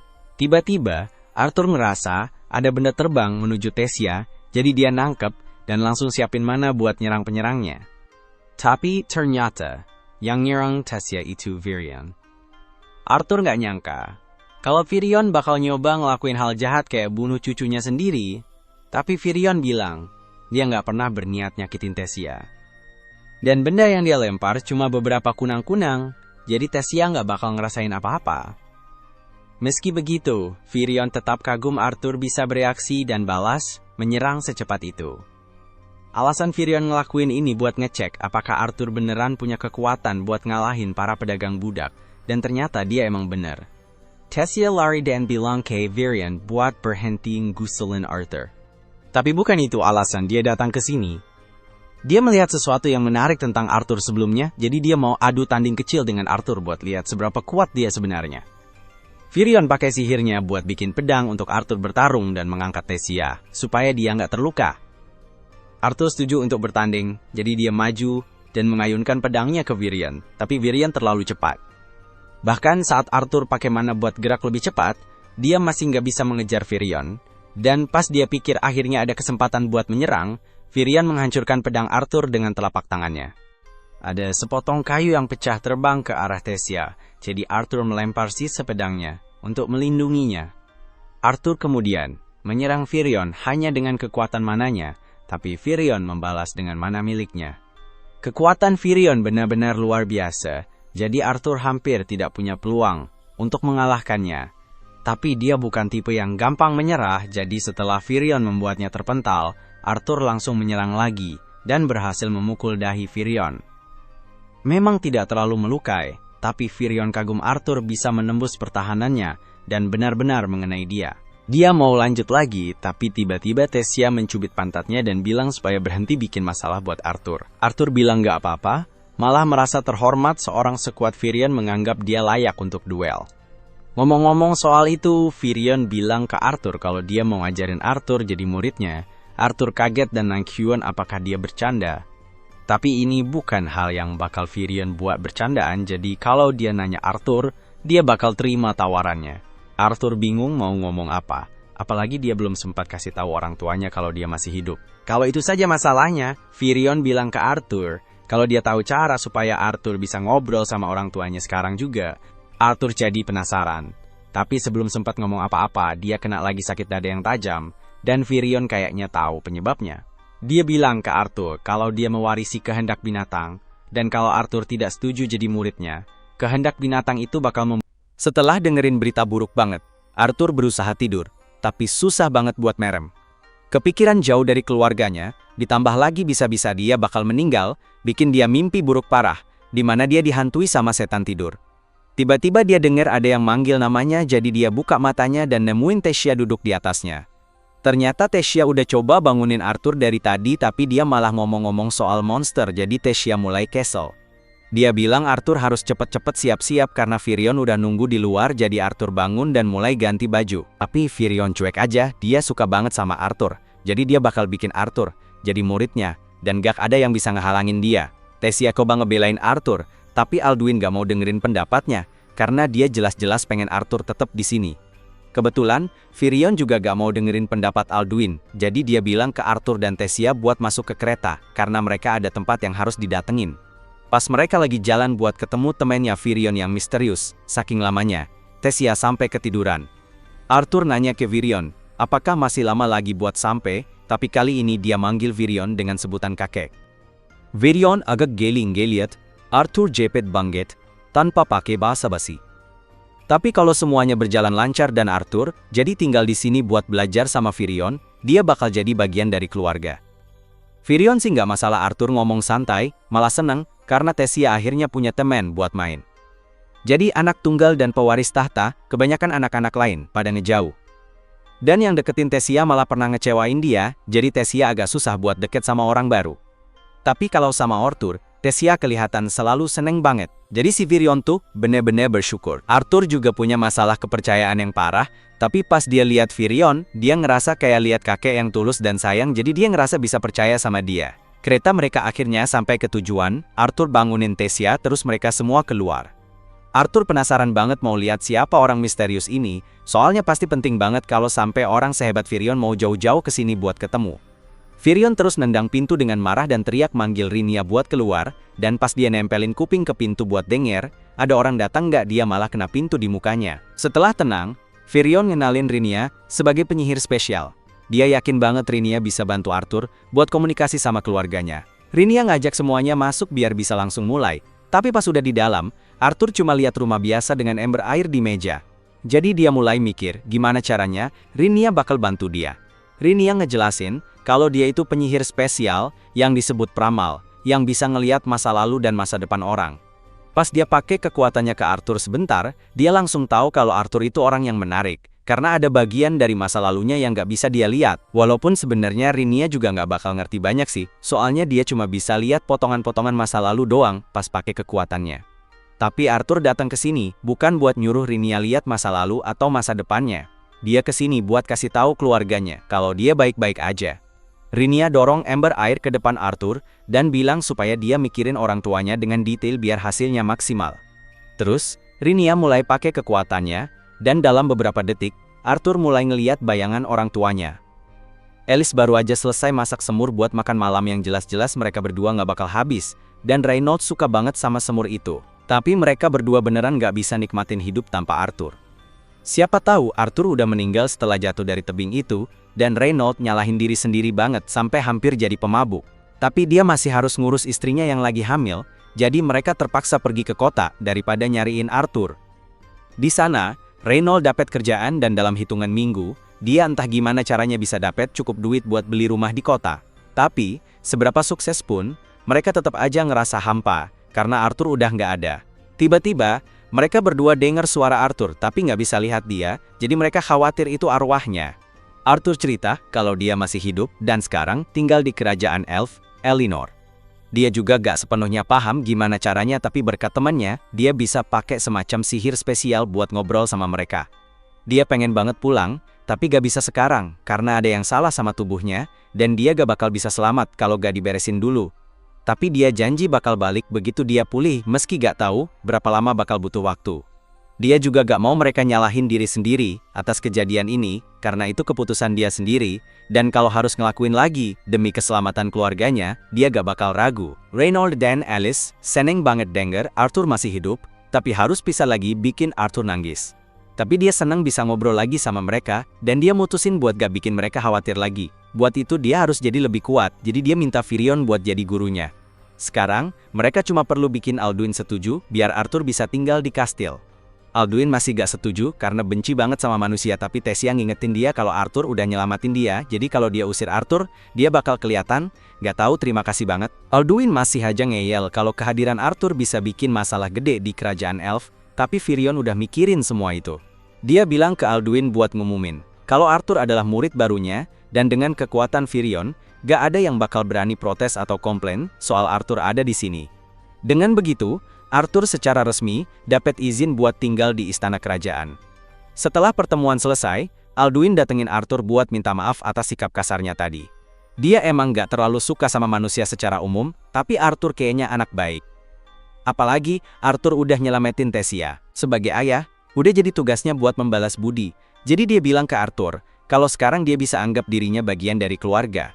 Arthur kaget Alduin dan Meriel tiba-tiba berubah pikiran. Tapi ya masuk akal sih, Firion dan Tessia kan sering banget ngebelain dia, jadi wajar deh kalau Alduin akhirnya berubah pikiran. Arthur makasih ke Alduin dan bilang dia merasa terhormat bisa diterima di istana kerajaan. Tapi Tessia langsung nyaut dan bilang itu belum cukup. Kalau mereka beneran mau nerima Arthur, dia pengen Arthur boleh main di luar bareng dia dan ngeliat Alduin udah terima Arthur. Nggak ada yang keberatan Arthur dan Tessia main bareng. Karena udah dapet izin, Tessia langsung girang banget dan narik Arthur ke kota buat nunjukin tempat-tempat seru, dan dia lagi-lagi takjub sama budaya elf. Tessia kenal banget bagian kota ini, jadi dia bilang ke Arthur kalau ada toko yang jual banyak cemilan di ujung jalan, tapi tempatnya rame banget, jadi kalau nggak cepetan, cemilannya bakal habis. Dia narik tangan Arthur biar jalannya makin cepat, dan Arthur seneng-seneng aja ngikutin dia, tapi tiba-tiba dia nabrak anak kecil di jalan. Itu beneran gak sengaja, tapi anak itu malah mulai ngehina Arthur dan teriak-teriak karena katanya Arthur nularin kuman manusia kotornya ke dia. Di momen ini, Arthur lagi mikir gimana bisa ada anak yang berani banget sok kasar, padahal cuma bocah ingusan. Tapi Tessia nyuruh dia buat cuekin aja, karena gak layak buat bikin masalah, cuma gara-gara hal sepele gini. Biasanya, Arthur bakal milih jalan damai dan pergi ninggalin Faris, tapi terus Faris mulai ngomong ke Tessia, kalau dia nggak seharusnya nongkrong sama orang kayak Arthur, dan dia lebih baik habisin waktu sama Faris aja. Faris ini anak bangsawan elf, dan dia ngerasa dirinya keren banget, jadi Arthur mutusin buat sedikit main-main sama dia. Dia pura-pura antusias ketemu Faris, tapi dia sengaja salah nyebut namanya. Faris marah karena Arthur salah nyebut namanya, jadi Arthur minta maaf, dan pura-pura kalau itu cuma kesalahan.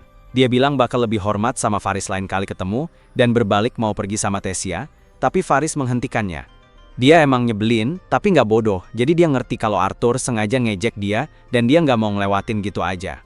Dia nantang Arthur buat duel, dengan kehormatan nama keluarganya, jadi taruhannya, dan Arthur nggak percaya, dia beneran sebodoh itu buat minta duel. Tessia datang dan bilang ke Faris, kalau meskipun dia bangsawan, ini udah kelewatan. Faris bilang, wajar aja ngejek duel, kalau ada yang rusak nama baik. Tapi Tessia ngingetin Faris, kalau Arthur itu muridnya Firion, bakalan bodoh banget kalau nantangin murid orang terkuat di kerajaan buat berantem. Tapi Faris yakin banget kalau dia nggak mungkin kalah sama manusia. Dia bilang ke Arthur, kalau dia nggak terima tantangan duel ini, bakal bikin nama Firion jadi jelek. Tapi Arthur masih bingung sama semua ini. Di dunianya yang dulu, duel itu selalu berarti pertarungan sampai mati. Kayaknya aneh banget kalau ada anak yang sembarangan nantangin dia duel di sini. Tapi dari ekspresi orang dewasa di sekitar yang kelihatan kayak sedikit terhibur, kayaknya duel di sini bukan pertarungan hidup mati deh, jadi Arthur nggak punya alasan buat nolak. Tessia nanya ke Arthur apa dia yakin mau ngelakuin ini, dan Arthur bilang dia oke-oke aja. Jadi duel resmi dimulai, dan mereka berdua siap-siap buat bertarung. Pas duel dimulai, Faris dengan pede serang Arthur sambil bawa tongkat, tapi Arthur punya rencana sampai kena tonjok di muka. Dan Faris jelas nggak siap buat yang satu itu. Faris pingsan, jadi teman-temannya langsung buru-buru ngecek dia, tapi Tessia udah tahu bakal kayak gini. Ya udahlah, duel udah kelar, dia langsung narik tangan Arthur buat pergi karena masih banyak banget yang mau dia lakuin bareng Arthur. Mereka berdua ngabisin seharian jalan-jalan ke berbagai toko, dan setelah puas mereka istirahat di balkon sambil ngobrol. Tessia nanya kapan Arthur mulai latihan sama Virion, dan Arthur bilang dia bakal mulai latihan pagi-pagi banget, tapi jelas ada yang dipikirin sama dia. Arthur kepikiran obrolan dia sama Virion sebelumnya. Dan Virion udah bilang ke Arthur kalau latihannya bakal kerasa kayak neraka. Kalau harus digambarin, rasanya kayak dicelupin ke dalam kue panas mendidih. Dan Arthur harus ngelewatin itu setiap hari, selama beberapa tahun, tanpa dukungan keluarganya. Jadi Virion pengen tahu apakah Arthur bener-bener siap buat ini. Arthur jawab, iya. Bahkan sekarang, dia udah semangat banget buat mulai latihan besok, meskipun dia tahu itu bakal berat, karena dia pengen jadi kuat buat bangun masa depan yang dia inginkan. Tessia bilang ke Arthur, kalau dia juga bakal kerja keras biar nggak ketinggalan. Tapi sekarang, dia masih pengen nikmatin waktu main mereka, jadi dia ngajak Arthur buat cari makanan. Beberapa waktu berlalu, dan bahkan Tessia udah belajar gimana, cara pakai mana. Dia pergi buat bangunin Arthur yang masih tidur di kasur pagi itu, tapi Arthur nggak bangun, jadi Tessia pakai mana buat bangunin dia. Arthur terbangun sambil teriak ke Tessia, nanya kenapa dia nggak bangunin dengan lembut, tapi Tessia cuma senyum karena tahu dia udah bangunin Arthur dengan lembut sebelumnya. Tessia dan Arthur keluar rumah, dan ngeliat Virion pergi buat ikut meeting. Saat Arthur penasaran soal meeting itu, Tessia langsung mengalihkan perhatiannya dengan ngasih tahu kalau dia udah bikin burger buat Arthur. Tapi sebelum Arthur bisa bereaksi, Tessia bilang dengan jelas kalau dia harus berterima kasih dengan benar atas usaha yang udah dia lakuin buat Arthur. Meski begitu, Arthur sambil makan burgernya bilang dengan bercanda, kalau rasanya biasa aja, sengaja bikin Tessia marah. Setelah sarapan, mereka berdua pergi ke tempat latihan. Latihan tangan kosong, satu sama lain di bawah pengawasan Virion. Akhirnya Virion kasih mereka pedang kayu, bikin sesi latihannya makin intens, dan Arthur kembali memancing Tessia dengan manggil dia, putri cantik kecil. Tessia nggak terlalu marah dan bilang ke Arthur, kalau dia bakal ngasih pelajaran. Pas mereka udah mulai nyaman latihan dengan pedang kayu, Virion mutusin buat bawa latihan mereka ke level berikutnya. Setelah Arthur dan Tessia selesai latihan, Virion ngumpulin mereka, dan mulai ngomongin soal sihir. Menurut Virion, begitu seseorang berhasil membuka mana di dunia ini, mereka bisa dapetin salah satu dari 4 elemen. Api, air, angin, atau tanah. Elemen yang cocok sama mereka tergantung juga sama rasnya. Misalnya, elf kebanyakan lebih cocok sama angin, sementara ras lain biasanya lebih jago ngendaliin air atau tanah. Dwarf khususnya lebih pinter mainin sihir tanah dan api. Nah, untuk manusia karena alasan cerita, punya potensi buat ngendaliin keempat elemen itu. Tapi, bukan berarti satu orang manusia bisa nguasain semuanya. Seseorang cuma bisa punya afinitas sama satu elemen, dan afinitas itu sepenuhnya acak. Virion juga ngomongin soal kasus langka, dan kayaknya nggak masuk akal, di mana ada manusia yang bisa ngendaliin banyak elemen. Dan aku ngerasa banget kalau Arthur mungkin salah satunya. Tessia angkat tangan dan nanya ke Virion, kenapa Arthur nggak melatih tubuhnya sambil pakai sihir kayak yang dia lakuin? Virion simple aja ngejelasin kalau Arthur terlalu lemah buat ngelakuin itu, bilang kalau inti mananya Arthur ada kehendak binatang yang ngacauin keseimbangan antara tubuh fisiknya, terutama tubuhnya dan sihirnya. Itu sebabnya kenapa jantung Arthur suka sakit banget. Arthur curiga, kalau kehendak binatang di dalam dirinya, mungkin ada hubungannya sama Sylvia, tapi dia tahu dia nggak boleh langsung ambil kesimpulan. Virion bilang kalau buat ngatasi kehendak binatang itu, mereka harus bener-bener ngerti apa yang terjadi dalam tubuh Arthur. Tessia godain dia, nanya apakah dia ngerasa sakit setiap kali dia kena pukulannya pas latihan, dan Arthur nggak bisa ngelak betapa kerasnya pukulan Tessia. Arthur lalu jelasin kenapa Tessia tiba-tiba jadi lebih kuat, atau setidaknya hampir sekuat dia. Jadi, ternyata Peri itu bangkitin mana mereka di usia 10 tahun, dan Tessia, yang sekarang 9 tahun, baru aja bangkitin mananya. Dia bahkan tanpa sengaja ngerusak kamarnya pas tidur. Ini ngingetin aku waktu Arthur pertama kali bangkitin mananya, dan gak sengaja ngebom rumah orang tuanya waktu dia masih bayi. Nah itulah kenapa Tessia jadi lebih kuat, dan buat ngembangin bakatnya lebih jauh, dia mulai latihan bareng Arthur. Suatu hari pas latihan, Virion mutusin kalau ini waktunya buat Arthur bangkitin kehendak binatangnya. Dan buat nyemangatin Arthur ambil langkah sulit ini, Virion bilang kalau ritualnya berhasil, Arthur nggak bakal ngerasain sakit lagi. Gak cuma itu, dia juga bakal jadi penjinak binatang sejati. Arthur jadi penasaran dan duduk buat Virion mulai ritualnya. Virion ngejelasin kalau dia harus nyalain api di inti sihir Arthur dulu, sambil yakinin Arthur kalau dia cuma bakal ngerasain sedikit panas di badannya. Virion mentransfer mananya ke Arthur, tapi tiba-tiba ada sesuatu yang aktif. Arthur teriak kesakitan, terus semua mana di dalam dirinya keluar, bikin Virion dan Tessia terlempar jauh. Pas ritualnya selesai, Arthur jatuh gak sadar, dan saat itu Virion baru sadar apa yang terjadi. Dia bawa Arthur balik ke kastil, dan jagain dia sampai Arthur bangun. Setelah yakin Arthur baik-baik aja, Virion nanya tentang Beast Will-nya Arthur, apakah Arthur udah kenal sama itu. Arthur secara samar-samar bilang ke Virion, kalau Beast Will yang ada di dalam dirinya itu seekor naga. Virion udah curiga soal itu, dan karena naga itu makhluk legendaris, dia minta Arthur janji, buat nggak kasih tahu siapa-siapa, soalnya orang jahat bisa berusaha buat merebut Beast Will-nya Arthur, yang akhirnya bisa bikin konflik nggak diinginkan. Setelah Beast Will Arthur bangkit, Virion kasih tahu kalau dia bisa pulang setelah 4 bulan, bikin Arthur kaget, soalnya dia pikir bakal tinggal di sana 2 tahun lagi.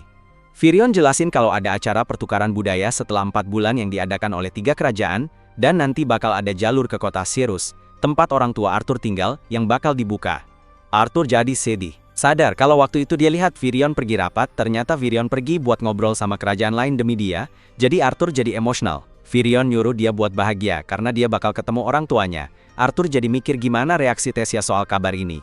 Virion bilang ke Arthur jangan khawatir, soalnya Tessia udah tahu dari orang tuanya. Malamnya, Arthur ngobrol sama telur naganya, soal kepergiannya, terus tiba-tiba telurnya mulai bersinar. Waktu telurnya mulai menetas, Arthur jadi ketakutan, penasaran apa yang ada di dalamnya. Tapi pas cangkangnya pecah, keluar seekor naga kecil, yang imut banget, mirip kucing gitu. Arthur langsung jatuh hati sama keimutannya. Tapi pas dia gigit lengannya, kayak anak kucing gitu, Arthur sadar kalau dia nggak seramah itu. Tapi sebenarnya, naga itu cuma gigit buat kasih segel ke Arthur. Sekarang Arthur bisa dengar suaranya. Meskipun cuma kayak suara kiuh-kiuh, dia tetap senang bisa dengar suaranya. Dia kasih nama Sylvie, diambil dari nama ibunya, Sylvia, dan lalu bertanya-tanya apa arti segel di lengannya. Pokoknya, dia nggak percaya dia jadi bapak di umur 8 tahun, dan sambil mikir, apakah dia ada di Mushoku Tensei lagi, dia ketiduran. Kehadiran hewan peliharaan baru ini benar-benar bikin kaget. Aku penasaran banget gimana reaksi orang-orang di komunitas sama perkembangan baru ini, terutama Tessia, soalnya dia kan ceria banget. Pagi berikutnya, datang secepat mungkin, dan seperti biasa, Tessia datang buat bangunin Arthur dari tempat tidur. Arthur tuh tipe yang tidurnya pules banget, jadi sentuhan lembut Tessia nggak ngefek. Akhirnya dia buka selimut Arthur dan lihat makhluk aneh ini. Teriakannya kenceng banget sampai bikin Arthur bangun, tapi teriakan yang aku kira bakal, karena takut ternyata bukan. Tessia malah seneng banget ngelihat makhluk baru ini. Dia peluk si kecil di tangannya, dan memperlakukannya seperti bayi. Mereka jalan bareng ke tempat latihan, buat ketemu Virion. Sepanjang jalan, Tessia terus berusaha bikin Sylvie suka dan mau deket sama dia. Tapi hewan peliharaan ini, maaf hewan buas ini, cuma mau sama tuannya. Pas sampai di tempat latihan, Virion gak kaget. Dia nanya apakah itu hasil dari penyatuan kehendak hewan buas, dan Arthur jawab, iya. Pas Arthur lihat Sylvie, dia mikir gimana rasanya jadi hewan buas yang mungkin gak diterima di masyarakat. Wajahnya penuh tanya. Meski nggak diucapin, Virion tahu Arthur cemas, langsung bilang kalau itu bukan masalah. Nggak ada yang bakal percaya kalau ada naga beneran, jadi mereka bisa bilang itu cuma makhluk mana spesial. Latihan buat hari itu resmi dimulai, dan Virion bilang karena dia udah ngelepasin mana binatangnya, cara terbaik buat latihannya, ya duel fisik. Virion berubah jadi spirit beast-nya. Makhluk ini serem banget, suaranya, energinya, dan bahkan cahaya gelap yang keluar dari situ bikin anak-anak itu ketakutan. Mereka benar-benar takut. Arthur malah disuruh lawan makhluk itu. Arthur gak bisa bayangin.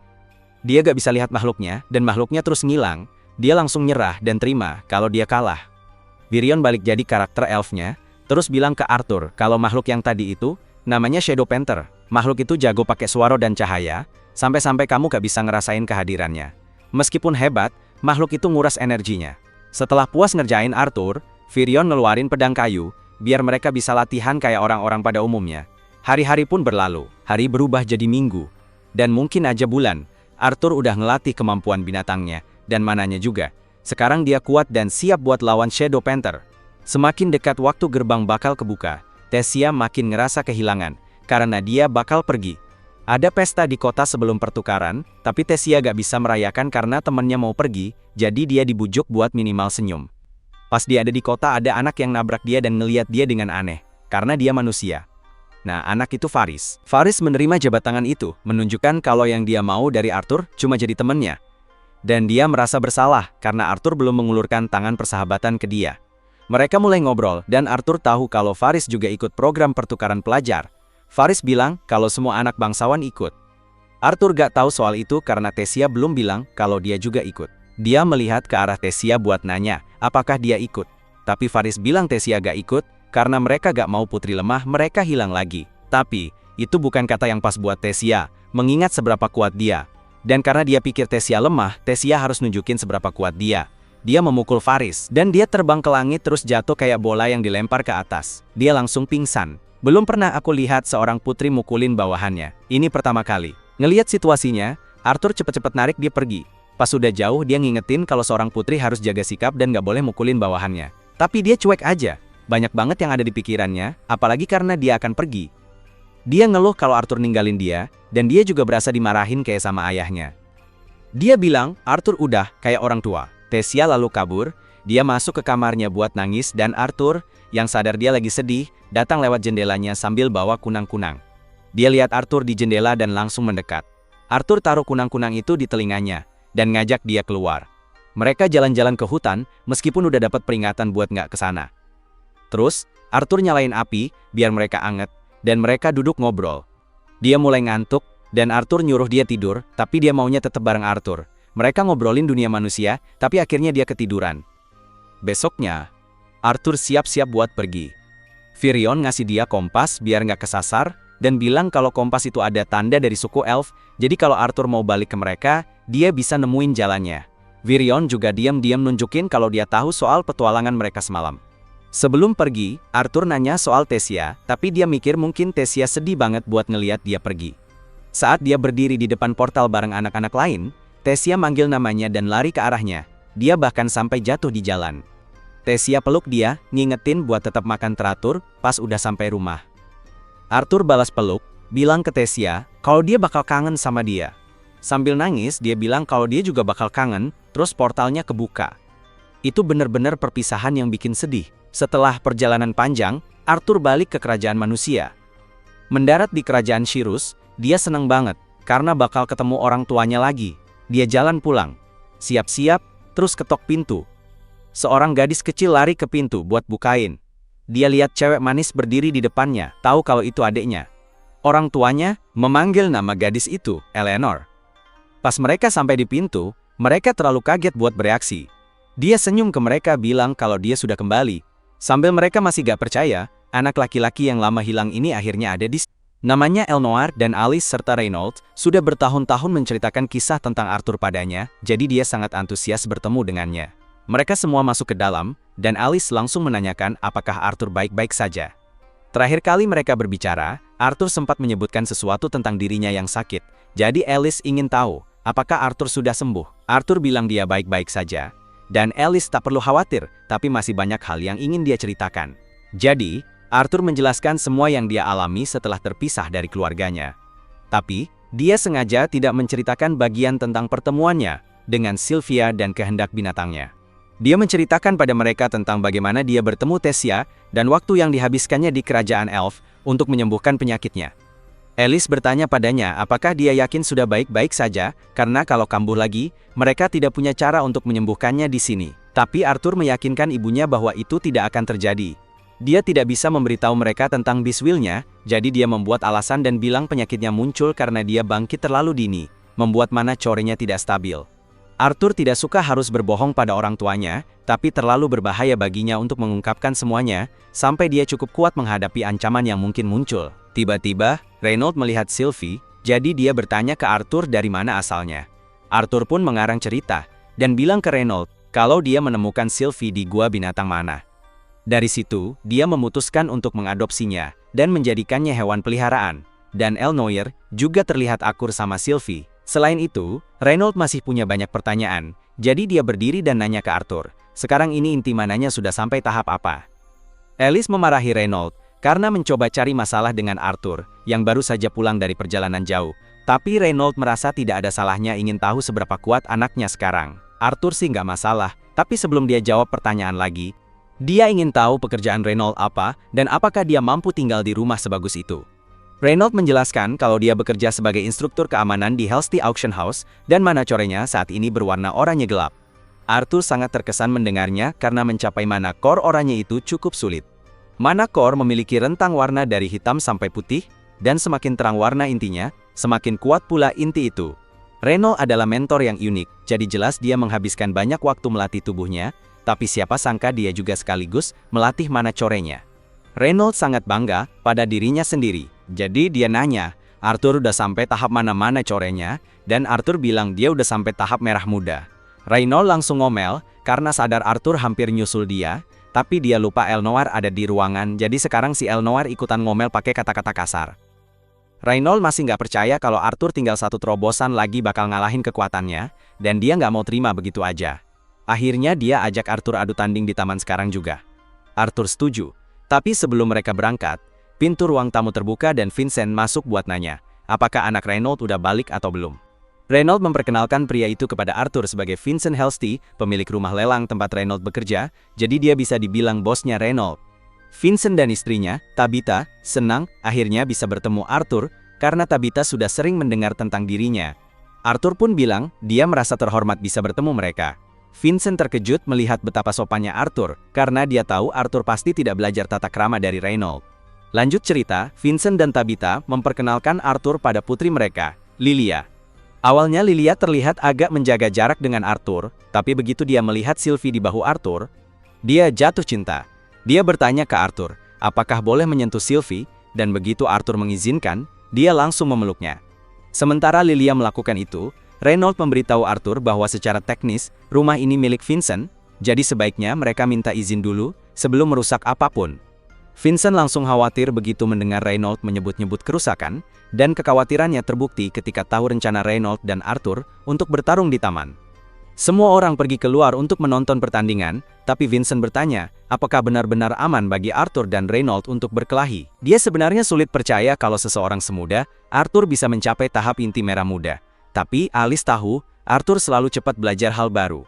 Lagi pula, dia nggak ada alasan buat bohong soal itu. Jadi Tabitha menyuruh Vincent duduk aja dan nikmati pertunjukannya. Sebenarnya, Arthur bisa saja mencapai tahap oranye bertahun-tahun lalu, tapi saat dia latihan dengan Beast Wheel-nya, dia nggak boleh melatih inti mananya. Tapi dia masih punya beberapa trik lain.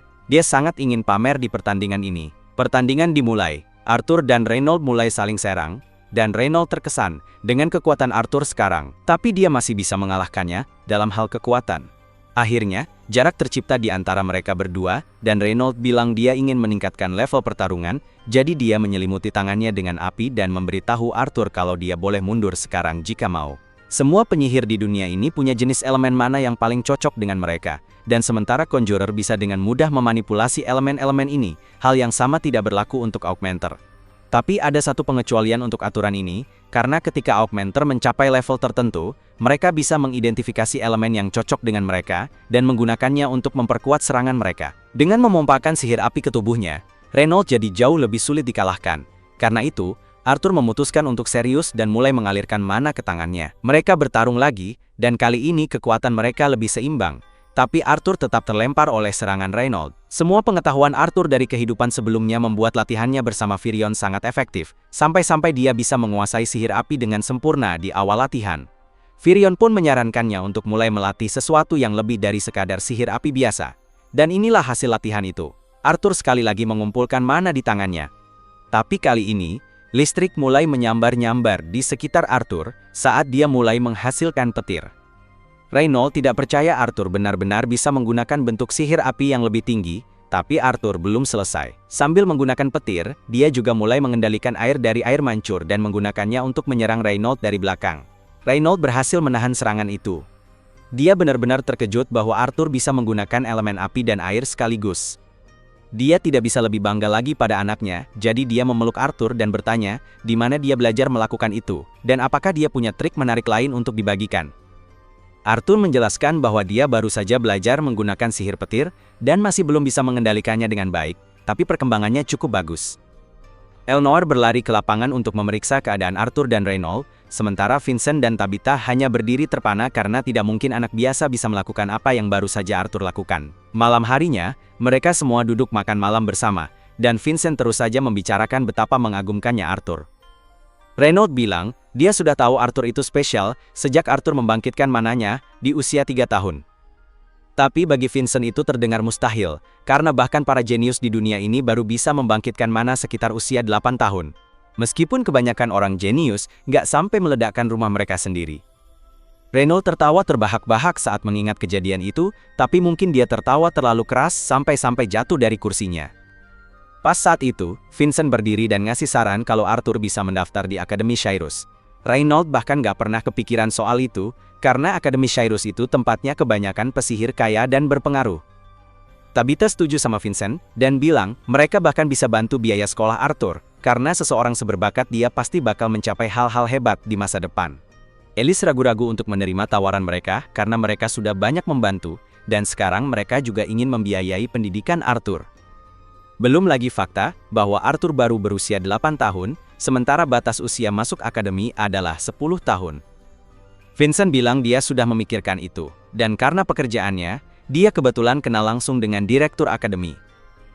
Jadi, kalau dia bicara dengannya, dia yakin bisa mendapatkan pengecualian untuk Arthur. Tapi, sebelum Vincent melanjutkan, Arthur angkat bicara dan bilang akan lebih baik kalau mereka menanyakan pendapatnya dulu sebelum memutuskan hal seperti ini. Arthur baru saja bertemu kembali dengan keluarganya hari ini. Dia ingin menghabiskan waktu bersama mereka sebelum ada yang membicarakan mengirimnya ke sekolah. Lalu dia pamit dari meja makan dan mulai berjalan menyusuri lorong-lorong, tapi dia masih belum hafal denah rumah ini. Tiba-tiba, Lilia memanggilnya dan memperingatkan bahwa Arthur bisa tersesat di basement kalau terus jalan ke arah sana.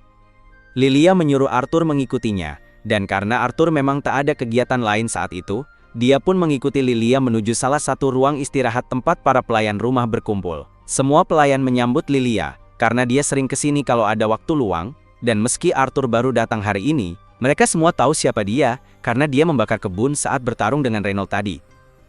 Arthur minta maaf karena sudah merepotkan mereka, tapi mereka sebenarnya tidak marah. Lilia nanya ke Maria, apakah masih ada bebek yang tersisa, dan ternyata ada, tapi Maria mengingatkan Lilia untuk hati-hati, jangan makan terlalu banyak, karena dia akhir-akhir ini mulai gemuk.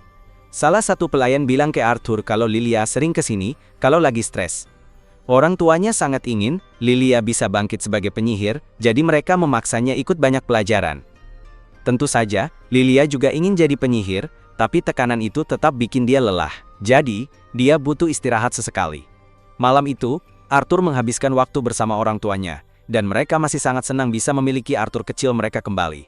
Penampilannya sangat berbeda dibandingkan terakhir kali mereka melihatnya, tapi di dalam hati, dia tetap orang yang sama. Hebatnya, dengan bakat Arthur, dia pasti akan menjadi penyihir hebat suatu hari nanti, tapi bagaimanapun juga, orang tuanya akan tetap menyayanginya.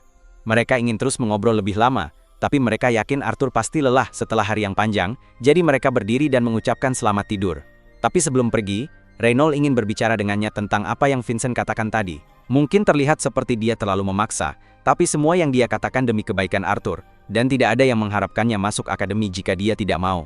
Pagi berikutnya, Arthur bangun dan buru-buru turun ke bawah, karena ada tamu yang datang untuk menemuinya. Anggota Twin Horn dengar kabar kalau Arthur sudah pulang, jadi mereka datang untuk menengoknya. Arthur senang bertemu mereka lagi, tapi Angela bahkan lebih bahagia melihatnya, sampai dia memeluk Arthur erat-erat. Setelah Angela akhirnya melepaskannya, Arthur menyapa anggota Twin Horn lainnya, tapi tiba-tiba Jasmine mulai meraba-raba tubuh Arthur. Mungkin terdengar aneh, tapi dia cuma mau memastikan Arthur nggak ada luka permanen, dan begitu yakin Arthur baik-baik aja, dia langsung memeluk dan minta maaf atas kejadian itu. Dia nyalahin diri sendiri karena nggak bisa ngejaga Arthur pas, dia terpisah dari yang lain jadi dia lega banget lihat Arthur selamat tanpa cedera. Beberapa saat kemudian, semua orang mulai tenang dan saling cerita, dan Arthur kaget waktu tahu kalau Twin Horn Sempet tinggal di kota terpencil Estatin.